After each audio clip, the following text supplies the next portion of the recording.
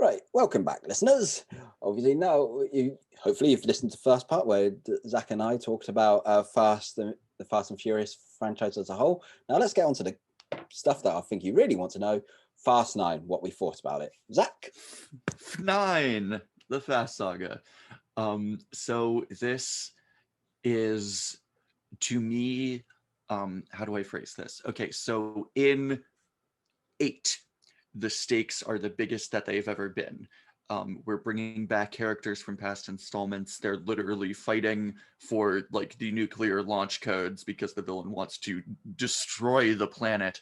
But it's a pretty like downer movie. Like it has a pretty grim and bleak tone because of the plot being that Vin Diesel's character is being manipulated by the bad guy.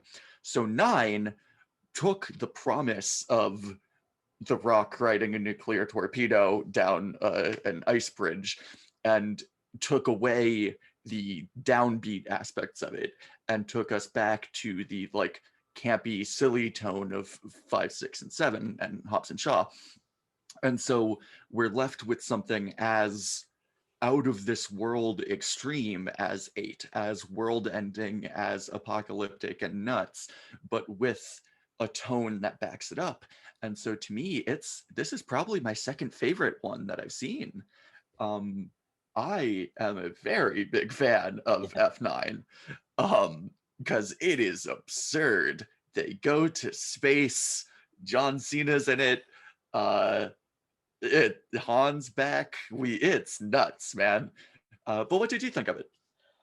I enjoyed it. I wouldn't say obviously I'm not as sort of as a bigger fan of the fast films as you, so Yeah. I think considering what what the world has experienced recently, we Hmm. do need something just balls out fun, really. Yeah, I feel that. And so yeah, so yeah, I think as we already touched on, it is absolutely ridiculous. You know, you go on things like um, car, obviously two characters going into space. I think, like I think there have been lots of jokes saying like the Fast and Furious that it will go into space. And I think, yeah, let's do Yeah. I'm glad they finally did it. it. So I would say, like, and for some bizarre reason, the three characters from Tokyo Drift are now makeshift rocket scientists. Which I love. Could not stand the three of them in Tokyo Drift. The protagonist in Tokyo Drift is like my least favorite character in fiction. And then when he comes back now in nine, he makes bootleg rocket ships with his two friends from Tokyo Drift, and they are so much fun in this movie. Like they really redeem them and bring back the promise of what they could have been, and yeah, it's great. I did like with terrorists who were like, "Oh yeah, we you put a rocket on a Pontiac, whatever," and he goes, "Yeah, impressive, isn't it?" No, it's not.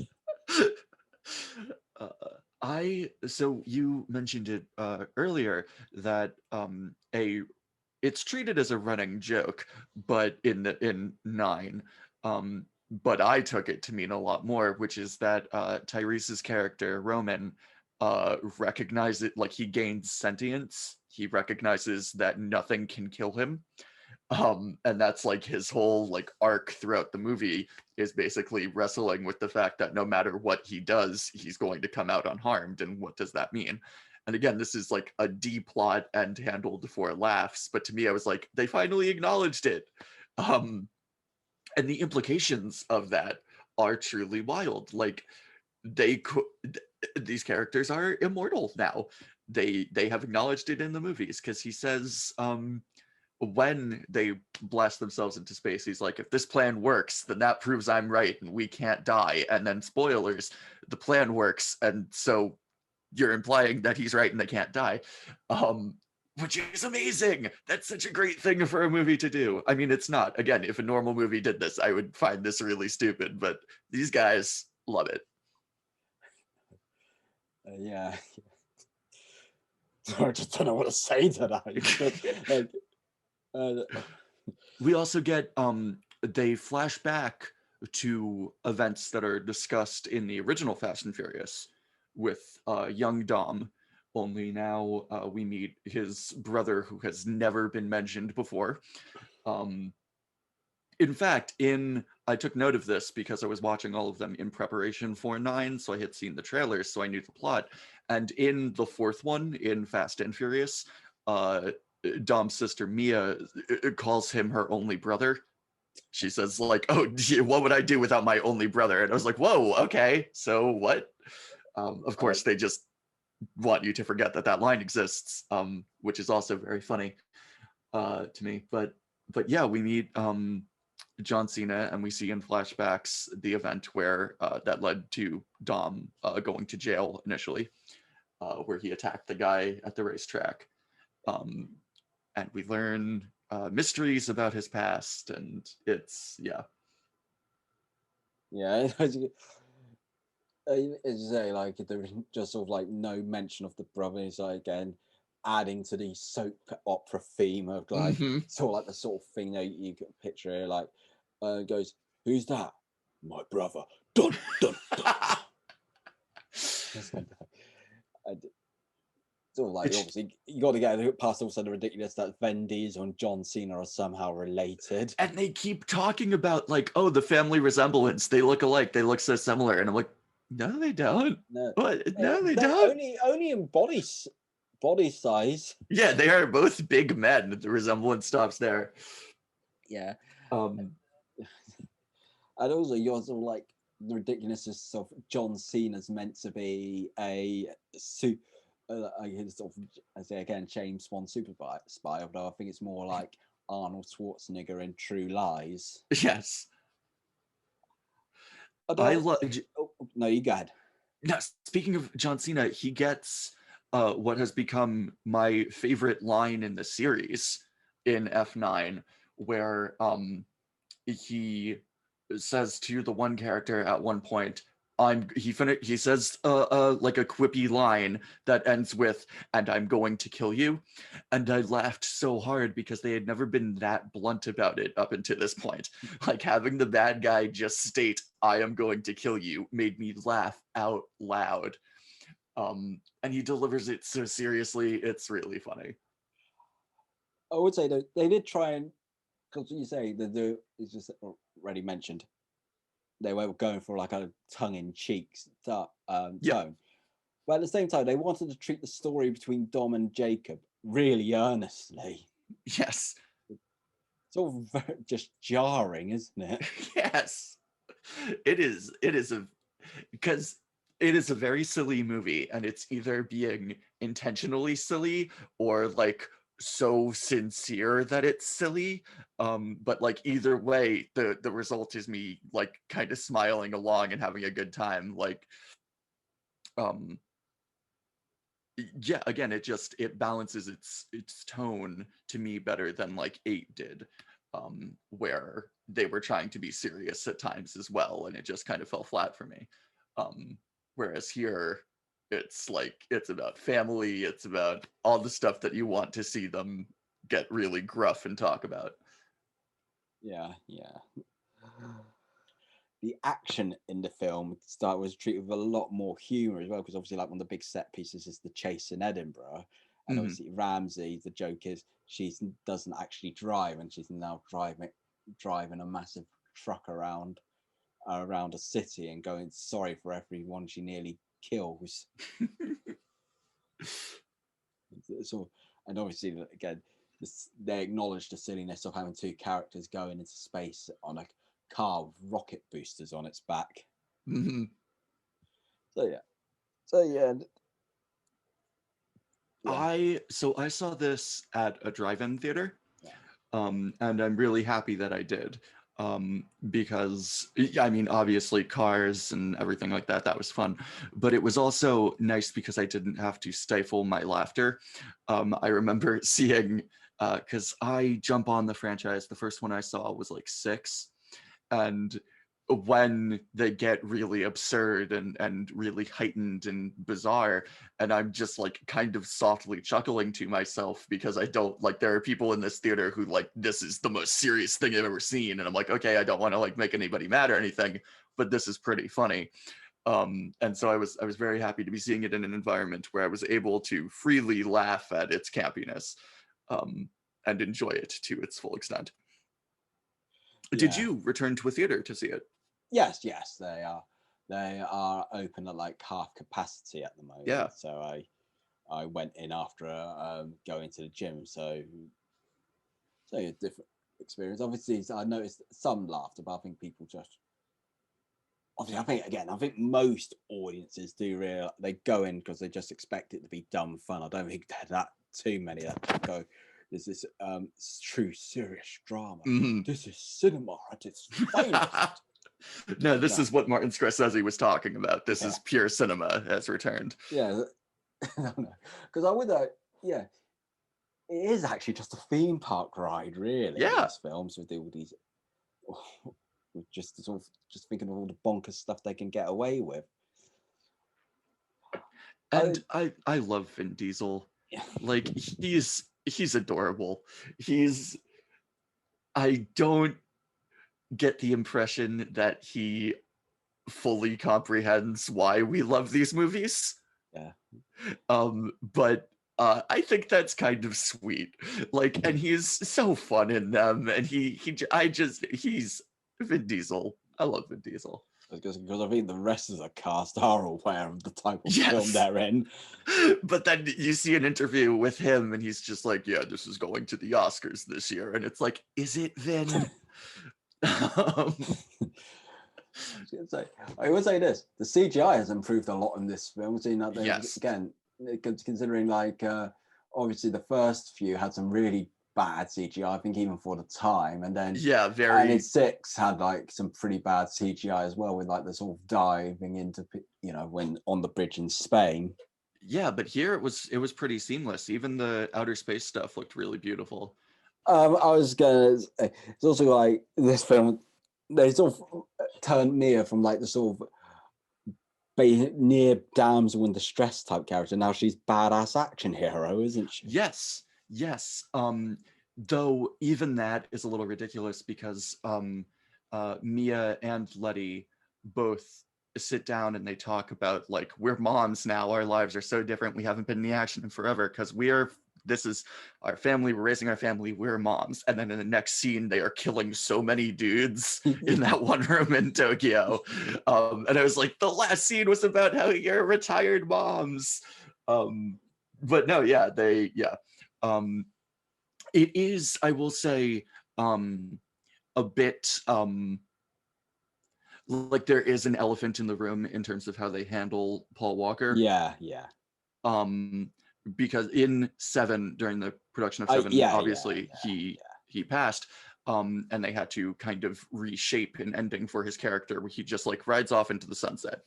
And in 8, they talk about like, we can't call Brian and Mia back because they're out of the game with their family. But 9, they bring back Mia, and she's like, and Brian is over there. And there are several references to how Brian is fine, he's just over there. And that was kind of like, this is gonna get a little weird the further that we go with this. Yeah, because obviously I think it goes, as I know we joked about they bringing back characters from the dead, but obviously they'll never recast Brian, wouldn't they? It's just seen as too disrespectful for Paul Walker. But then at the very end of 9, there's a reference to the fact that his character will show up at any minute, and it's like, will he? Like, it's just, I don't know, that the way that they handle that, I understand circumstances being what they are and everything, so like I'm cool with it, but it is because they're saying that they're shooting 10 and 11 back to back and then doing spin-offs and stuff, and the further we go along with this, the further I'm going to be like, it's kind of weird that Brian's not around, right? I know. Obviously, so I was thinking, goes with John's spoiler warning for everyone. Obviously this film, they actually they don't even do like what they did with Jason Statham, where they where he has a redemption a couple of movies in. Mhm. Yeah, John Cena turns to the side of good in this movie, doesn't he? Yes. Obviously thinking, yep, you're preparing for a spin-off with him, aren't you? Yep. Yeah, he's joining the family. Um, so how did you feel about how they brought Han back? This is ridiculous as I expected it would be. I didn't... Again, death. Just while we're in spoiler land, yeah, we might as well. It's going to say, death is just a minor inconvenience. Yep. In this, we saw him explode so hard in 2 movies, but no, we didn't. And obviously the mid-credit sequence, obviously hinting, so obviously seeing what's going to happen next with Han confronting Declan Shaw. So, you tried to kill me. You faked your death. So I thought I thought during the film they implied a bit like Declan Shaw was in it, that he faked. Yeah. That he was a part of Mr. Nobody hired him to sort of to make it look like he killed Han, and then yeah, that's clearly not the case. Yeah, nah. Because we didn't know, because Mr. Nobody is introduced in 7, which is the same movie where they kill off Han, and so we didn't even know that those 2 characters knew each other, let alone were working together the whole time, but they were. This is all like all the story contortions they have to do for this franchise. Yes, so much retconning, which again, any other story, any other movie, like when they have to retcon stuff from previous movies to make this new plot work, it always really kind of bothers me. But here it's charming. Yeah. Let's also go on to the action. I did like this comment because Mark Commode review, like someone wrote in the comments like saying like there's an action scene in Edinburgh, like how can you have a car chase at 20 miles an hour? Edinburgh is not a city designed for the automobile. And they do, I know that they sometimes like get in trouble for their depictions of their globetrotting adventures. Like I know in 5, the Brazilian government was like, you completely misrepresented us. But seeing at the end of 9 that the Scottish government paid for or funded part of the movie, I was like, all right. Yeah, no. Well, I was thinking like with Fast 6, because you obviously had you had to have the British stereotype of the really snooty auctioneer. Like, you can't afford these cars, and then literally get him to take the clothes off his back. Yeah, but it's also weird. Like they do have quite a lot of adventures in the UK, because obviously Hobbs and Shaw as well. They were. Yeah. They were also in London, though it was actually shot in Glasgow. Yeah. And God, where else did they go in 9? Ukraine, though again, actually shot in the UK. Yeah. And Samoa. Yeah. Again, but I think it was actually shot somewhere like Hawaii, because it's probably a lot cheaper to shoot. Yeah. But yes, I said, and again, to our whole point, low-level street fight racers from from various American cities to globe-trotting adventures to exotic locations. Yep. Literally, the plot to the first one is about them stealing a truck full of VCRs. That is so funny to me. That is what launched this international billion-dollar franchise. Just having a look at it, because it's currently made about 412 million worldwide at the time of recording, and it's probably going to do. Obviously, it's only recently been released in like the US and right. Yeah. Oh, did you guys get it? When did it come out for you guys? The same as the US. Okay. So because I know some countries got it like a month early. Yeah, but then I think that's sometimes that's the strategy, build up reputation in say I don't know, Japan or Korea or somewhere, various countries in Europe, and then got the momentum of showing it in the US. That Yeah. was the Marvel model for quite a while. And it's like shattering records in terms of pandemic life. Yeah. I know it's third of the year after 2 Chinese releases, right? Yes, and well, that and Godzilla versus Kong. Yeah, But Godzilla versus then Kong. Yeah. I think Fast 9 has one particular advantage, say, compared to Godzilla versus Kong. It's not on like a streaming service yet, or on or got like that sort of premium VOD model. Yeah. So the only way to see it at the time of recording is in cinemas. Yeah, so yeah, it's okay. So see if it can match match the levels of the previous films like Fast 7 and 8. Yeah, because those were some of the highest grossing movies, period. Yeah, pretty much. Yeah. So I think overall you loved it. I've sort of enjoyed it in a sort of, I wouldn't say quite ironic, but it is essentially a turn your brain off type film. That's what it wants to be. Absolutely, yes. But I mean, they answered our prayers. They went to space. They did what we asked. Like, I want them now. If we could incorporate time travel, I'd be open to that. Yeah, so they can get Doc Brown from Back to the Future. Yep, yeah. But no, they can travel through time. They could also introduce literal magic. They haven't met a wizard yet. We could do that. But like past that, they've pretty much done all of the things. So like I'm excited to see where 10 and 11 take us. But it's hard to jump the shark when you fully acknowledge your ridiculousness. Yeah. So yeah, let's see what happens, because as I say, we got this is a juggernaut that's unlikely to stop anytime soon. Got 2 more main films. You got the Hobbs and Shaw sequel and untitled female-led film, which I assume is the Cardi B character, her team. What they were introduced. I was thinking, who the hell were they when they suddenly came about? I was like, why is Cardi B in this movie? I was thinking, did I miss them or something in one of the previous films?